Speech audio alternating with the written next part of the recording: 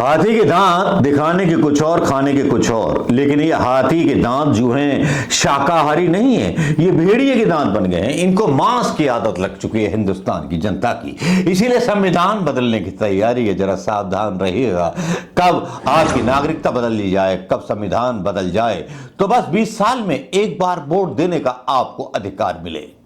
क्या आपको यह मंजूर होगा?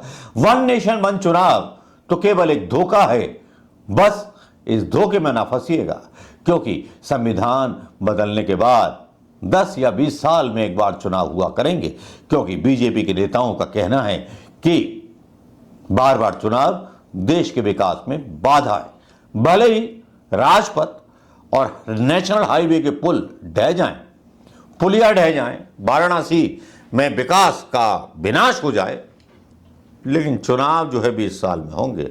ना कोई सुनवाई ना कुछ, बस तैयारी है। दोस्तों नमस्कार।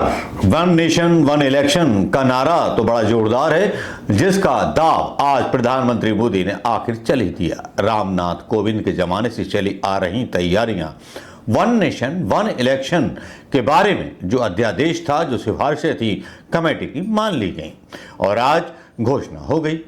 लोग, जो आम जनता है, वो क्या सोचती? आम जनता के दिमाग में व्हाट्सएप यूनिवर्सिटी के जरिए और हर यूनिवर्सिटी के जरिए, सोशल मीडिया के जरिए ये बात दिमाग में डाली गई है कि वन नेशन वन चुनाव इसलिए कराया जा रहा है कि ये 5 साल में होगा और 5 साल में पूरे देश में एक ही चुनाव हुआ करेगा, टाइम वेस्ट ही नहीं होगा। अभी आपने पिछले दिनों देखा कि चुनाव आयोग सारे देश में कोई चुनाव एक साथ नहीं करा पाए, तो फिर अब ये वन नेशन वन इलेक्शन एक ही दिन में या 2 दिन में कैसे हो जाएगा?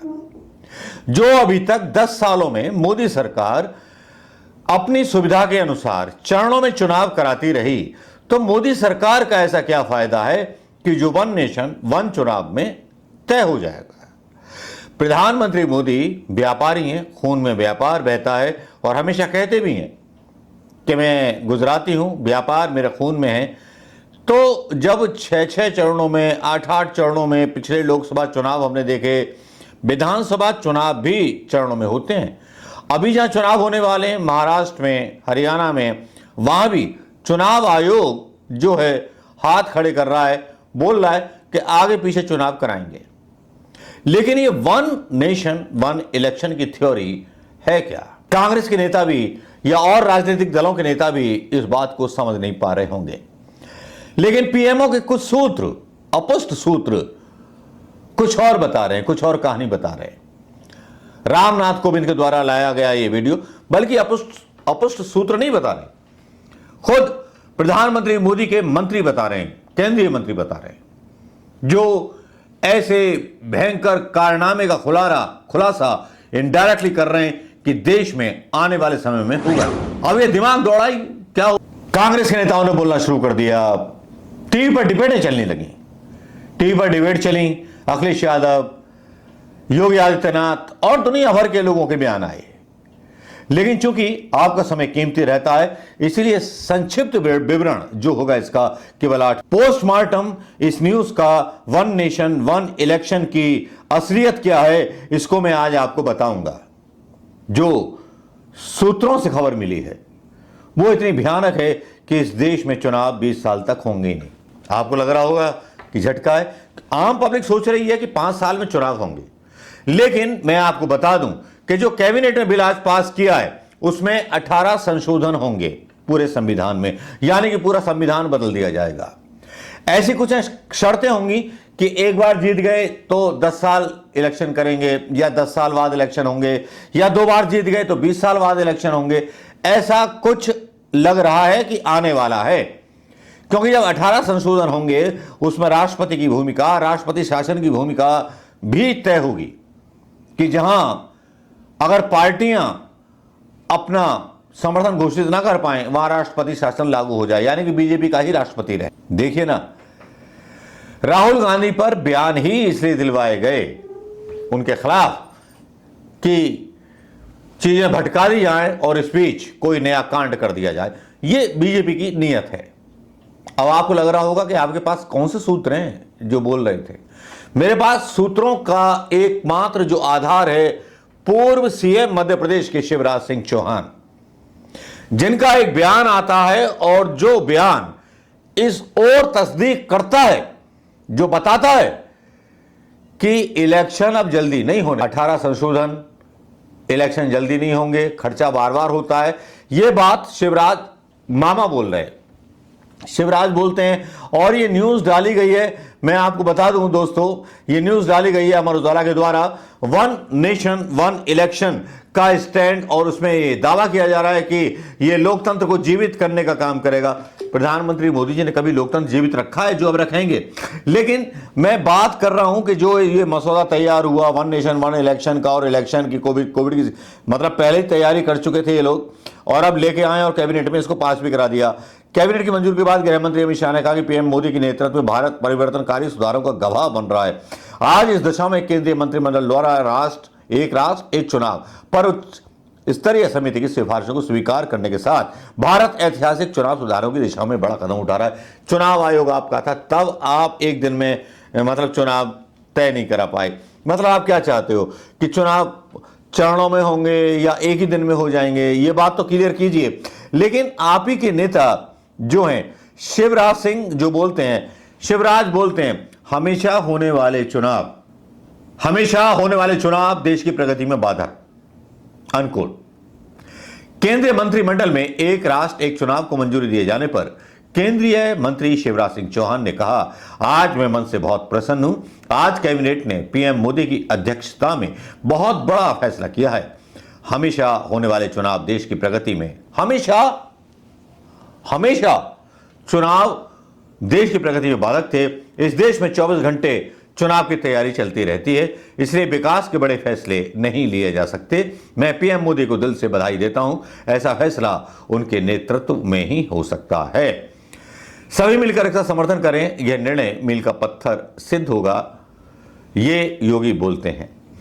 उत्तर प्रदेश के मुख्यमंत्री योगी भी इसका स्वागत करते हैं। एक्स पर लिखते हैं कि एक समृद्ध लोकतंत्र के लिए राजनीतिक स्थिरता अत्यंत महत्वपूर्ण है। योगी ने आगे लिखा कि प्रधानमंत्री नरेंद्र मोदी की यशस्वी नेतृत्व में आज केंद्रीय कैबिनेट द्वारा एक देश एक चुनाव प्रस्ताव की दी गई मंजूरी अभिनंदनीय है। भाई, हिंदी की शब्दावली और हिंदी के बड़े बड़े शब्द जो है बीजेपी के नेताओं को आते हैं, लेकिन मेरा एक शब्द आता है कि वन नेशन वन इलेक्शन की जगह क्या आप पब्लिक डिबेट में आएंगे? वन पब्लिक वन इलेक्शन आप करा लीजिए, वन नेशन वन इलेक्शन आप करा लीजिए, लेकिन आप अमेरिका की तरह अगर जब कॉन्स्टिट्यूशन चेंज ही कर रहे हैं तो फिर अमेरिका की तरह डिबेट, प्रेसिडेंशियल डिबेट में आ जाइए। चलिए बदलिए संविधान को, हम भी आपके साथ हैं। एक ही बार चुनाव होना चाहिए, 20 साल में एक बार होना चाहिए, जैसा कि शिवराज सिंह साहब ने बोला कि हमेशा होने वाले चुनाव देश की प्रगति में बाधक। तो इसका मतलब यह हुआ कि जो इस कैबिनेट में पास हुआ है वो कुछ ऐसा हुआ है जो देश के लोगों से छुपाया जा रहा है। क्या छुपाया जा रहा है, क्यों छुपाया जा रहा है? जो इलेक्शन कमीशन लोकसभा के चुनाव और विधानसभा के चुनाव एक डेट में नहीं कराया जा सकता, और यह गलतफहमी लोगों के बीच में पैदा हो गई है कि भाई लगता है कि एक डेट में सारे इलेक्शन निबट जाया करेंगे तो लोगों को लगेगा ना कि हाँ अच्छी बात है भाई हो जाए। लेकिन यहां 18 संशोधन होंगे जो पत्रकार बता रहे संविधान में, 18 संशोधन होंगे, और वो संशोधन कैसे हो सकते हैं? वो ऐसे भी हो सकते हैं कि सरकार जो है 15 साल तक रहेगी, एक सरकार, जो शिवराज सिंह बोल रहे हैं, सारे राज्यों में भी और सारे केंद्र में भी। इसमें संघीय ढांचा, मतलब केंद्र में जीत गए तो मतलब स्टेट में जो जीते हैं वो हारे हुए माने जाएंगे। क्या ऐसा कुछ है? सरकार को इस पर अपना वक्तव्य देना चाहिए और विपक्षी पार्टियों को भी इस पर अपना वक्तव्य देना चाहिए। कैबिनेट में पास कर लिया, किसी से पूछा नहीं, ना विपक्ष के लोगों की राय ली गई, लीडर ऑफ अपोजिशन को धमकी दे दी गई, तेरी हत्या कर देंगे, जुबान काट लेंगे। लेकिन यहां कांग्रेस की लीडर अलका लांबा का एक बयान आता है, सुन लीजिएगा।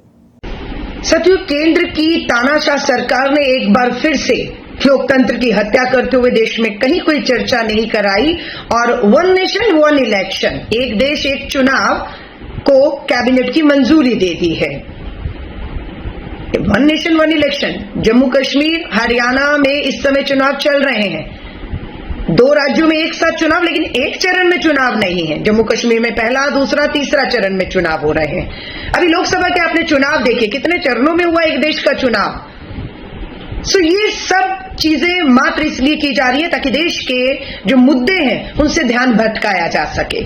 गरीबी, महंगाई, बेरोजगारी, सरहदों पर दुश्मनों से मिलती चुनौतियां, चीन के द्वारा पूरा अपना इंफ्रास्ट्रक्चर खड़ा करना, देश में धार्मिक उन्माद और हर तरह की समस्या का जवाब इनके पास नहीं है। और मैं आपको फिर बता रही हूं, इस तानाशाह सरकार ने जब जब भी लोकतंत्र की हत्या करते हुए, उनकी आवाज ना सुनते हुए कानून लाए, वो कानून औंधे मुंह आकर गिरे हैं। भूमि अधिग्रहण कानून की क्या हालत हुई, कृषि कानूनों की क्या हालत हुई, और अभी एक और कानून वक्फ बोर्ड को लेकर जो कानून आया वो भी औंधे मुंह आकर गिरा। कानून ला रहे थे, बुलडोजर नीति बनाएंगे, कानून बनाएंगे, सुप्रीम कोर्ट ने बुलडोजर चला दिया, संविधान बचाया। और अब वन नेशन वन इलेक्शन फिर एक बार फिर से कोशिश की है, और इस बार सत्ता कमजोर है, बैसाखियों के दम पर है और मजबूत है। तो विपक्ष मजबूत है, लोकतंत्र मजबूत है, इंडिया अलायंस। इसे भी जब कैबिनेट के मंजूरी मिलने वाले इस कानून को चर्चा के लिए लोकसभा में लाया जाएगा, मैं आपको लिख कर दे रही हूं, ये भी कानून बनने से पहले औंधे मुंह आकर गिरेगा। और ये सुनिश्चित करेगा पूरा देश, इंडिया अलायंस और नेता विपक्ष श्री राहुल गांधी की ये कानून जो लोकतंत्र की हत्या करते हैं उसे हम कतई भी लोकतंत्र के इस मंदिर से पास नहीं होने देंगे। भाजपा को यहां पर भी हाथ का मुंह देखना पड़ेगा। अलका लांबा का ये बयान आपने देख लिया होगा दोस्तों, लेकिन क्या आपको नहीं लगता कि संविधान बदलने की बहुत तैयारी में है प्रधानमंत्री मोदी? क्योंकि 18 संशोधन के बाद कुछ संविधान का मतलब नहीं रह जाने वाला। यहां हम लोग और पब्लिक जो है टाइमलाइन के हिसाब से सोच रहे हैं, लेकिन यहां जब वन नेशन वन इलेक्शन की बात ये लोग कर रहे हैं तो जनता समझ रही है कि एक ही दिन में चुनाव हो जाएंगे, राज्यों में भी और पूरे देश में भी, केंद्र लोकसभा के भी और विधानसभा की भी। लेकिन यहां कहानी कुछ अलग सी है। कहानी कुछ ऐसी है कि जो शायद पब्लिक की समझ से बाहर है, लेकिन कुछ लोगों की समझ में आ रही है। ये कहानी, जो कहानी इस सरकार के चेहरे से वो नकाब उठा रही है जो तानाशाह बनने के दौर में 4 कदम आगे और बढ़ा चुकी है। इंतजार रहेगा कि कब अखिलेश यादव इस पर अपने ट्वीट करेंगे, कब अखिलेश यादव इस खबर पर अपना संज्ञान लेंगे, कब विपक्ष के नेता जागेंगे उस गहरी नींद से जिस गहरी नींद में उनको सुला दिया गया है। नमस्कार।